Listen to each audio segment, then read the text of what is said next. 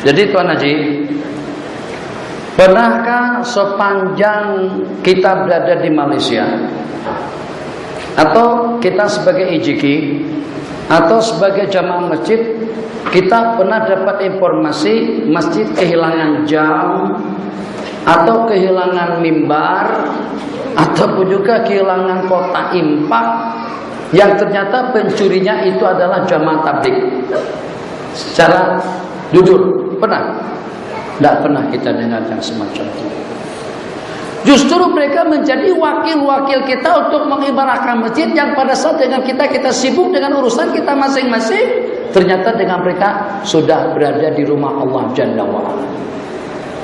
Dalam satu hadis Tuan Haji diriwayatkan, Nabi kita bersabda, kalau bukan karena orang-orang yang mengimarahkan rumah-rumahku, kalau bukan juga karena dengan orang yang memohon keampunan dan istighfar di waktu sahurku, di waktu tahajud, di waktu sahur, la sabbabtu alaihimul adzaba sabba, niscaya aku akan tuangkan azab kepada mereka semuanya yang bugil narkoba, narkotika, dengan heroinnya, kokainnya, hestasinya, dan juga dengan jenis-jenis morfin dan lain sebagainya. Tambah lagi yang tidak tahu tutup aurat, tambah lagi dengan bermacam-macam bentuk kemaksiatan dan kemungkaran. Secara jujur, mereka diantara daripada unsur yang berjasa kepada kita semuanya.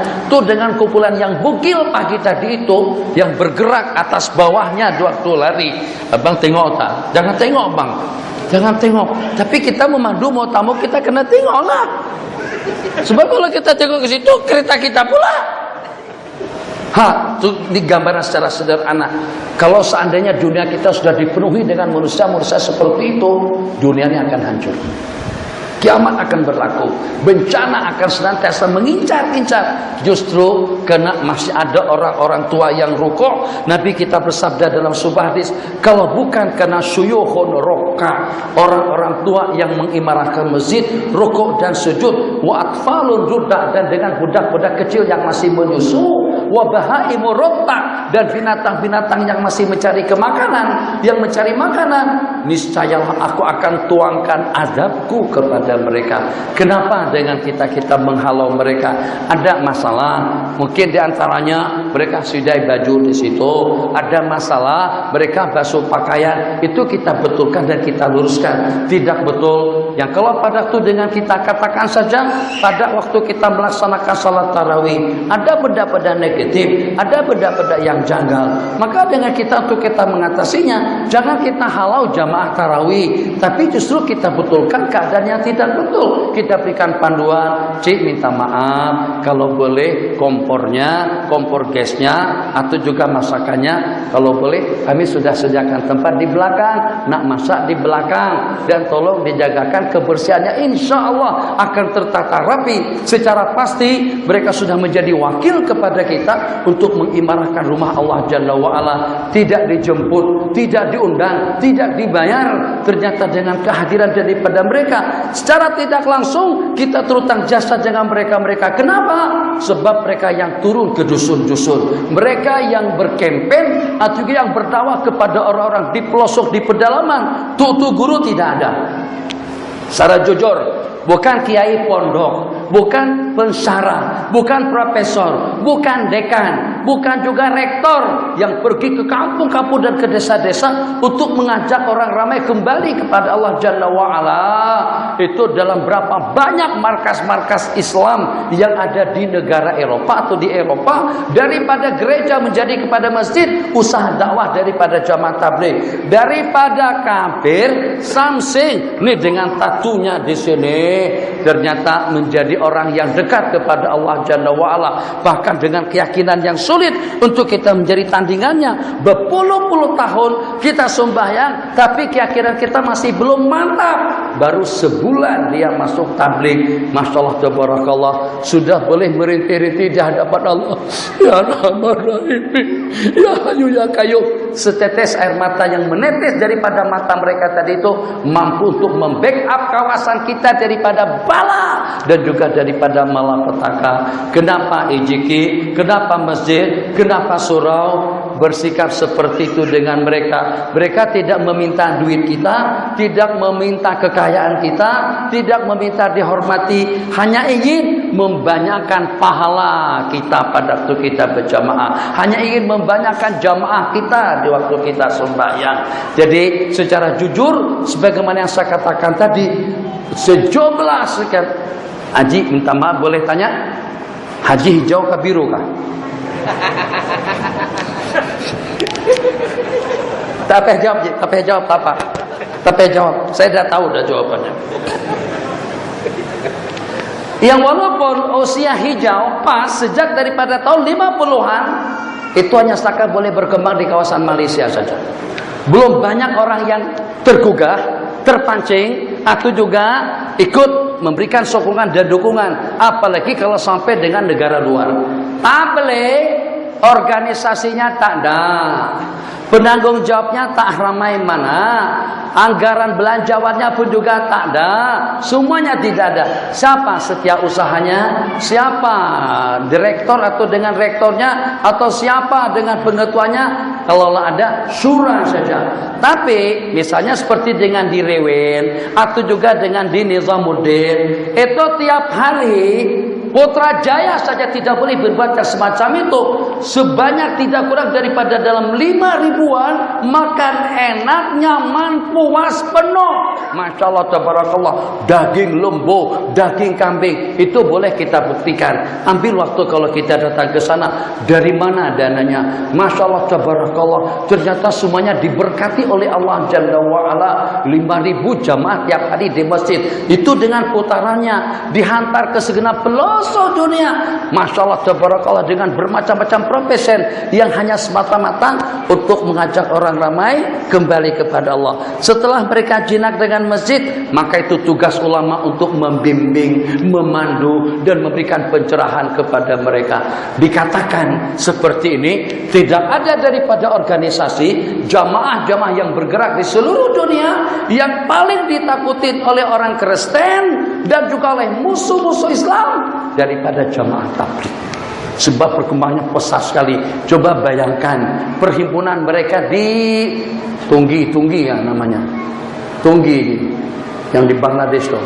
Tunggi itu kadang-kadang sampai 3, 4, 5 jutaan seperti kita berkumpul di Padang Arafah. Sampai 3, 4, 5 kem panjangnya, bersambung. Jadi suatu hal yang menakjubkan. Masya Allah, tabarakallah, dengan salah seorang guru mursyid dan juga salah seorang masyaikh daripada mereka, itu dengan Syekh Maulana Abdul Wahab. Itu ijtima akan diadakan.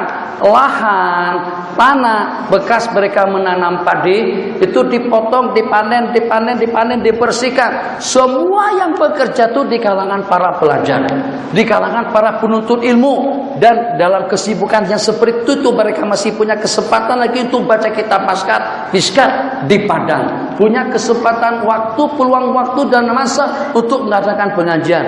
Seketika ditanya dan juga dengan menteri atau Perdana Menteri Pakistan, Muzaffar, apa nama Perdana Menteri Pakistan. Jadi saat ketika itu ingin memberikan pengawalan, pengamanan kepada jamaah yang akan berhimpun, maka dengan tegasnya dijawab oleh Maulana Syekh Abdul Wahab, aku tak nak polis, tak nak tentera dekat lokasi ijtima, sebab itu boleh menghalang rahmat Allah turun kepada kami. Orang-orang yang bersih semuanya, seias kata, sehati dan seirama. Allahu Akbar. Benar tak? Tok guru mana yang mengumandangkan azan di pesawat? Saat ketika azan masuk, Tok guru pun ikut tidur juga dengan penumpang. Bahkan tak berjamaah atau tidak sembahyang langsung. Alasannya karena apa? Apalagi ada fatwa-fatwa katanya salat menghormati waktu, tidak ada. Ikut salat video Nabi tambah parah lagi. Tabligh ji, kalau ada di pesawat, masuk waktu sembahyang, kalau mereka tidak azan pun, tengok saja pojok belakang, mereka berjemaah 2, 3, 4 orang. Apakah itu yang kita kutuk? Apakah itu yang kita benci?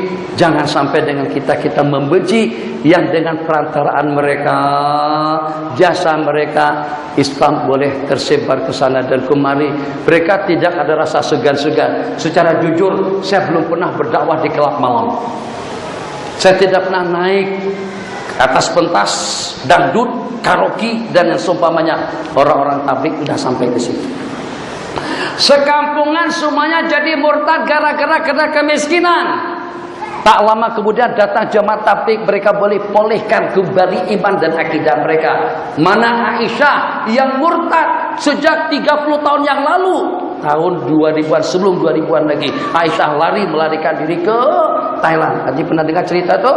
Mana udah kembali Islam dah.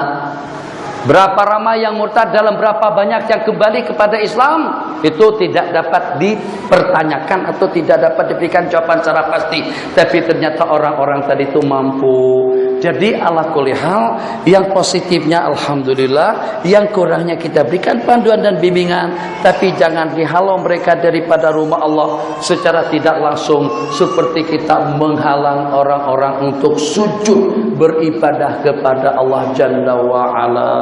Cukup Tuan Haji. Jadi mudah-mudahan kita, kalau seandainya ada jamaah, kalau kita tak boleh bantu-bantu mereka pun, kita berterima kasih dengan keberadaan mereka yang berkenan untuk datang ke surau kita di sini, membanyakkan ganjaran pahala yang berjamaah pada tiap waktu. Oke, Ustaz Hamdan bagi mereka masuk masjid besi situ. Tapi itu sama, kalau nak makan minum di bawah, jangan di atas. Nasi teh baju jangan depan mihrab. Nah itu boleh diatur yang macam itunya. Yang kurangnya kita betulkan. Tapi jangan kita salahkan mereka, sebab mereka tidak ada kepentingan apa-apa. Dan orang yang saya perhatikan cepat menangis. Hati kita ini keras sungguh, cepat merintih di hadapan Allah dengan tetesan. Begitu. Kita nak buat juga macam itu tak boleh. Syekh Jibrilnya kita turunkan ke Malaysia pun juga kita tidak boleh menangis. Hati kita terlampau kasih, terlampau